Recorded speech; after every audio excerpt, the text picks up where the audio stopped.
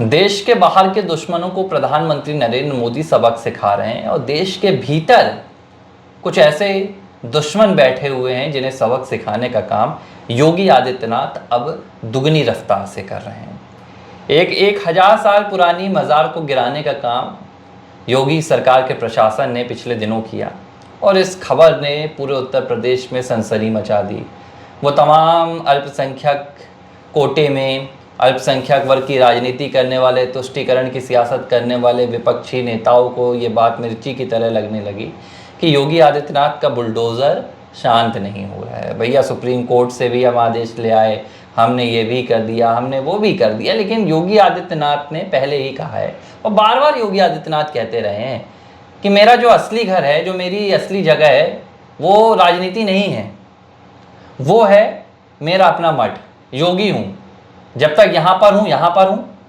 मैं, क्या उन्होंने कहा था कि मैं परमानेंट राजनीतिक नहीं हूँ, मैं परमानेंट योगी हूँ। विपक्ष को लगता है कि योगी आदित्यनाथ सत्ता बचाने की कोशिश करेंगे, योगी आदित्यनाथ चंद विरोधों से डर जाएंगे, योगी आदित्यनाथ भी तुष्टीकरण की राजनीति में अपना योगदान देंगे, लेकिन ये योगी हैं जो मानने का नाम नहीं लेते हैं। अब बहराइच में योगी आदित्यनाथ 10 जून को पहुंचे थे, जहां उन्होंने महाराजा सुहेल देव की प्रतिमा का अनावरण भी किया था और इससे पहले 4 दिन पहले बहराइच में ही एक 1000 साल पुरानी लक्कड़ शाह बाबा की अवैध मज़ार को बुलडोज़र के जरिए गिरा दिया गया। इसके अलावा 3 और मज़ार भी गिराई गई। संदेश एक है, मजहब के नाम पर, जात के नाम पर, पात के नाम पर, वर्ग के नाम पर कानून का उल्लंघन उत्तर प्रदेश में अब बर्दाश्त नहीं किया जाएगा। भाई ये हो क्या रहा था, आप समझिए कि 1000 साल से अवैध मजार बना के रखे हुए हैं, वहां पर ठिकाना क्या बना लिया है, उर्स का मेला हो रहा है, चढ़ावा आ रहा है, ये चढ़ावा आता है, इसके बाद चढ़ावे का कहाँ इस्तेमाल होता है वो बाद में तस्वीर निकल कर सामने आती है। बहराइच में सलार मसूद गाजी की मजार में क्या हो रहा था, यही हो रहा था। जो देश का दुश्मन है आप उसकी आराधना कर रहे हैं और विपक्ष कहता है कि योगी आदित्यनाथ हिंदू मुस्लिम एकता के प्रतीकों को उजाड़ रहे हैं। मेरा एक सवाल है, आप भी विवेक भाई इस पर जवाब दीजिएगा कि चाहे वो सलार मसूद गाजी की मज़ार हो, लक्कड़ शाह बाबा की मज़ार हो, मज़ार ही हिंदू मुस्लिम एकता का प्रतीक क्यों है? मैं कहता हूँ अयोध्या में बना भगवान श्री राम का मंदिर हिंदू मुस्लिम एकता का प्रतीक क्यों नहीं बन रहा है? वहां जाकर मुस्लिम क्यों नहीं दरबार में जाते हैं?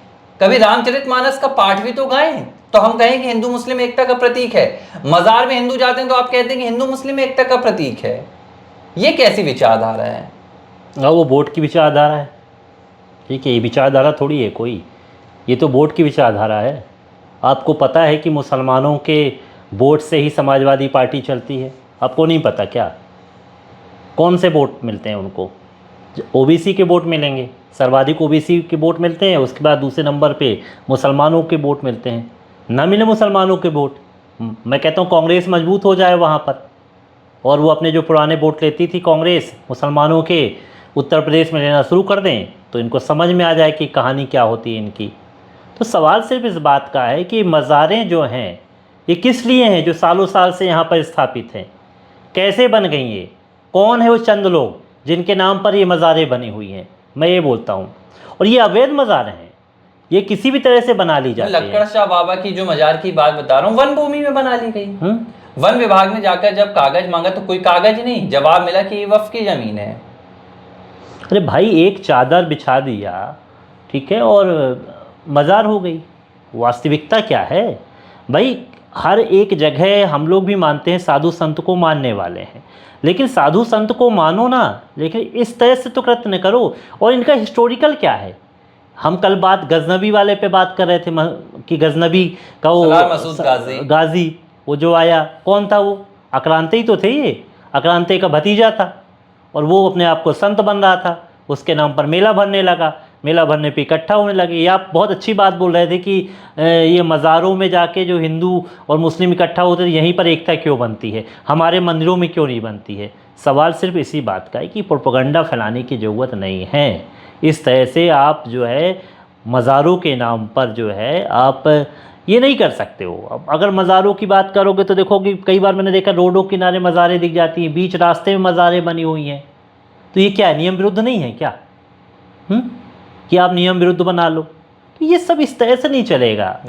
और यूपी की स्थिति अलग है, यूपी की स्थिति अलग है। आप गलत करोगे तो आप उजाड़ दिए जाओगे, सीधी सी बात है। अब वो कुछ भी हो जाए।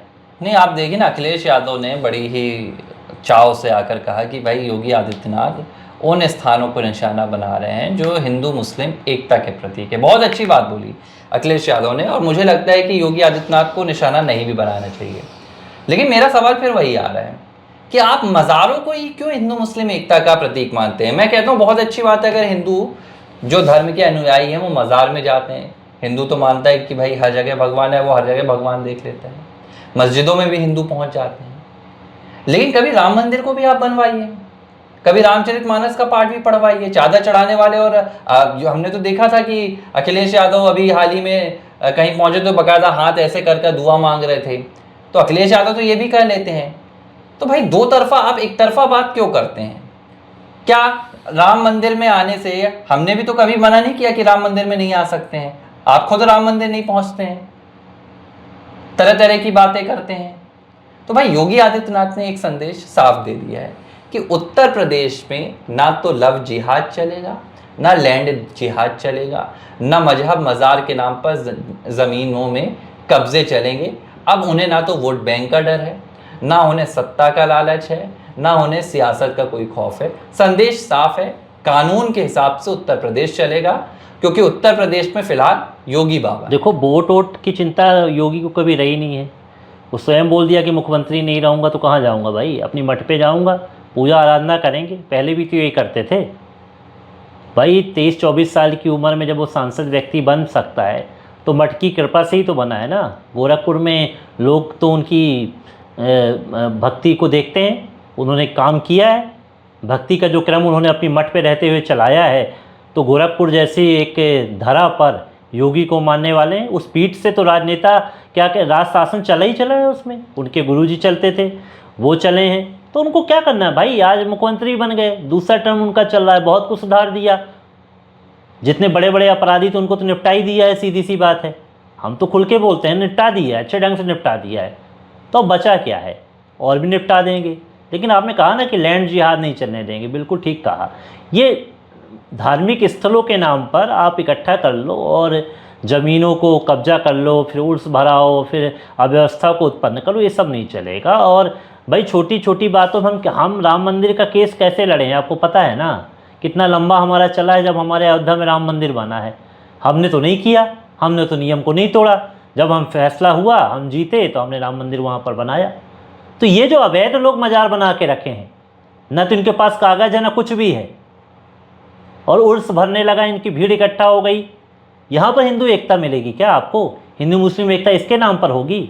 देखिए, यहाँ हिंदू और मुस्लिम की एकता का पता नहीं है, लेकिन समाजवादी पार्टी का जो वोट बैंक है वो ज़रूर भरेगा। और इसीलिए लेकिन एक बात योगी आदित्यनाथ ने यहाँ पर क्लियर कर दी है, जो बात विपक्ष पिछले 5-7 सालों से 8 साल के योगी आदित्यनाथ के कार्यकाल में दबाव बनाने की कोशिश कर रहा था कि योगी आदित्यनाथ को कुर्सी का डर पैदा हो जाए, दिल्ली भेज दिए जाएंगे, योगी आदित्यनाथ वापस गोरखपुर भेज दिए जाएंगे। अखिलेश ने हर दूसरे दिन ये बात की है।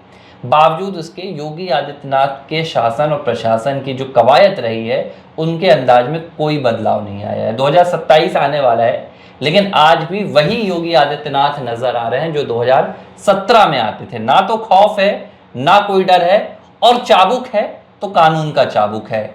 जो भी होगा कानून के मुताबिक होगा। ना अवैध मज़ार चलेगी, ना अवैध बूचड़ खाने चलेंगे, ना किसी भी तरह का अवैध काम धंधा चलेगा। संदेश साफ है, समझ जाइए, नहीं तो बुलडोजर तो भाई अनवरत जारी रहेगा।